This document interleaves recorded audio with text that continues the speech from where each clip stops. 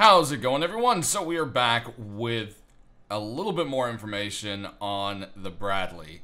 So, with the update, of course, the dev blog came out, and I said if there was enough information there, I would go ahead and cover it.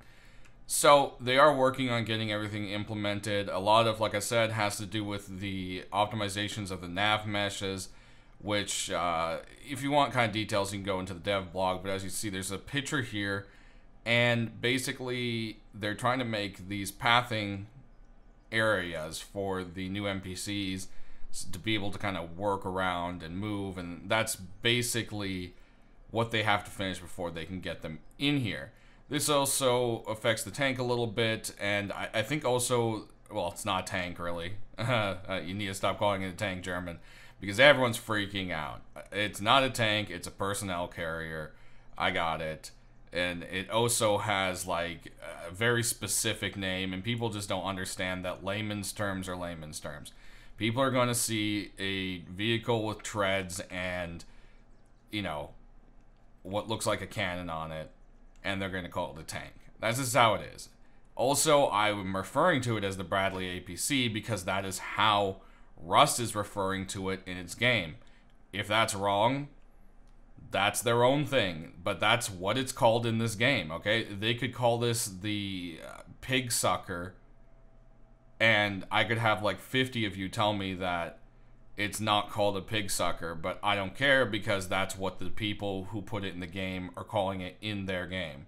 They could call it Stan for all I care, and I would call it the Stan APC. I don't care. Anyways, enough of that rant. You can actually get it to follow you if you're an admin and you give yourself some binoculars. And this thing, I mean, it pretty much cruises over any kind of terrain.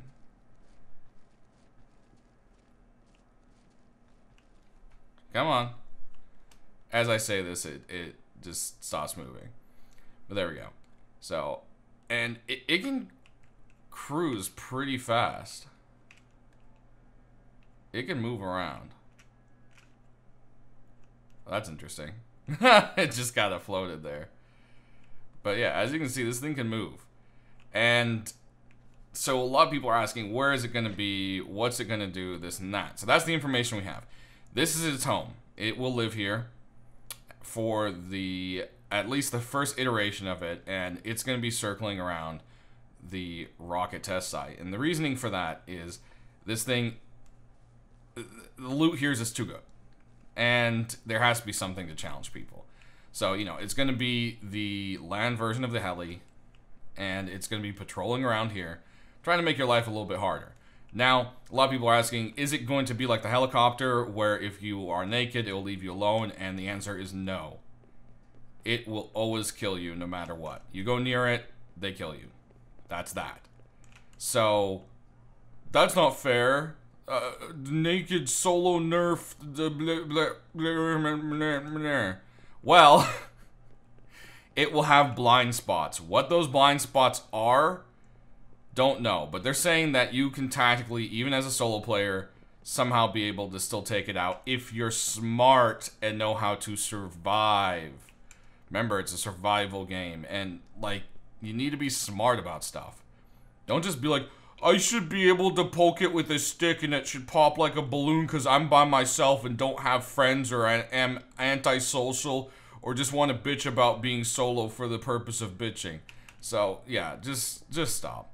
And if everyone's saying, oh, vehicles and Rust, I mean, everyone had the same reaction with the helicopter and no one has died from there being a helicopter in Rust in real life, okay? No one is killed over in real life because of it, alright? I mean, you've probably died a billion times to it in game. But you get the idea there. Now, the other thing to bring to attention is I showed this on my other video, but there is a pretty detailed interior in here. So, one of two things. There's this bench. Right? I mean, it is a personnel carrier, alright? So, will scientists be in here, and maybe when you bust the tank down, they come running out, and you have to fight them for it?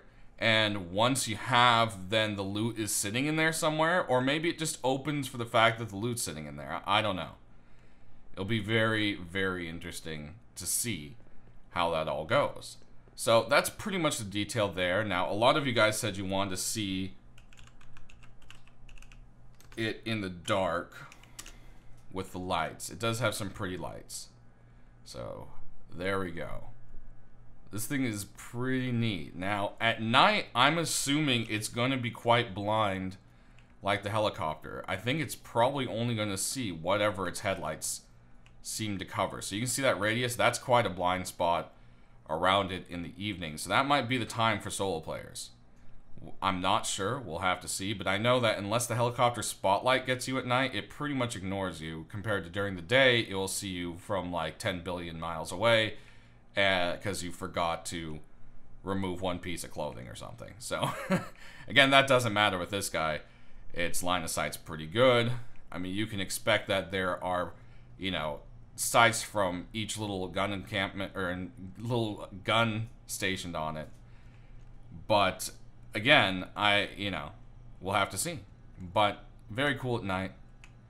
I love this thing just following me around. I could have it follow me around forever, but I can't do that forever. Anyways, last but not least, Rust will finally have some hair. So we've got the first iteration of hair here.